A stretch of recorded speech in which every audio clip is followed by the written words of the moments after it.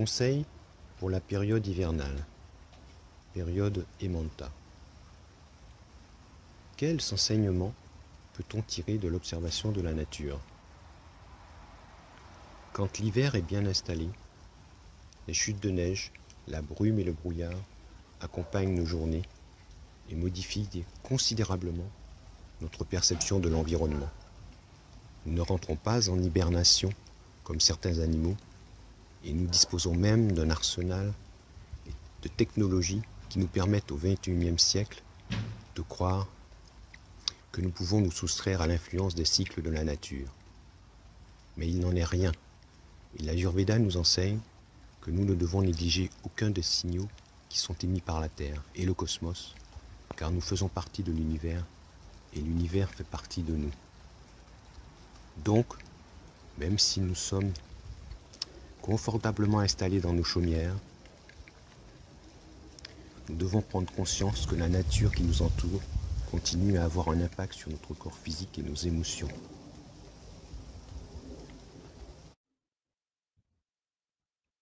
Dans ce nouveau diaporama, nous allons à nouveau nous intéresser à la chronobiologie en Ayurveda. Et particulièrement, nous allons nous intéresser à la saison hivernale.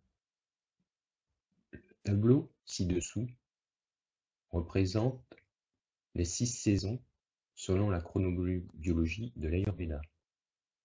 Bien entendu, cette approche ne concerne que ce que l'on peut observer dans l'hémisphère nord et en particulier en France métropolitaine.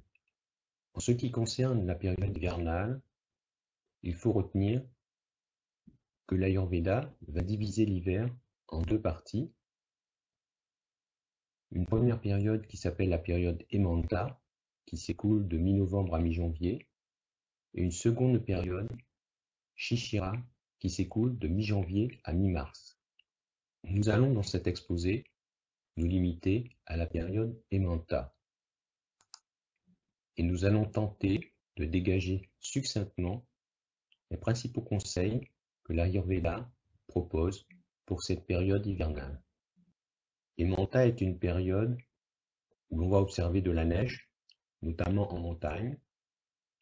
2 éléments sont particulièrement prégnants dans cette période, l'élément terre et l'élément eau.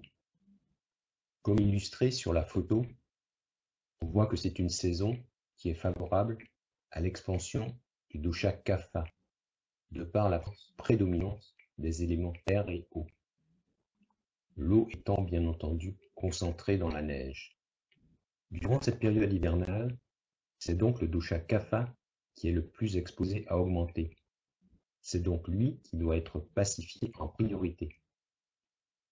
Mais il faut cependant noter qu'un hiver sec a tendance à aggraver le dosha Vata.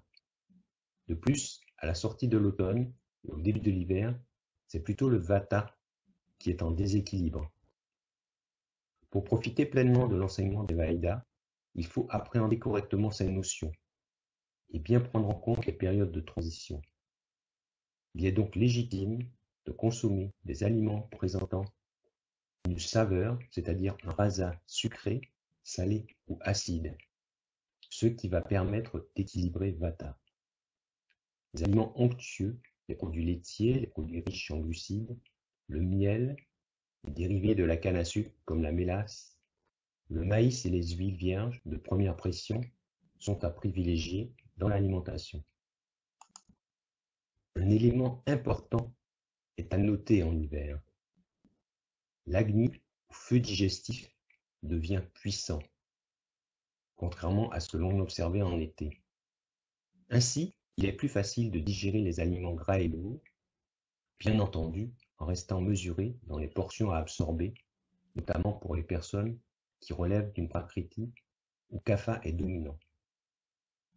Les aliments et les boissons doivent être consommés chauds. Il faut impérativement éviter les boissons froides et boire de l'eau tiède ou des infusions relaxantes entre les repas.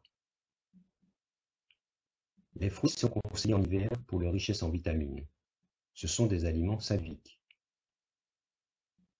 Mais ils sont la plupart exotiques et affichent un bilan carbone défavorable pour toute personne soucieuse de modérer son empreinte écologique. Il appartient donc à chacun d'être conscient de ses actions et de mesurer l'impact de ses impulsions d'achat.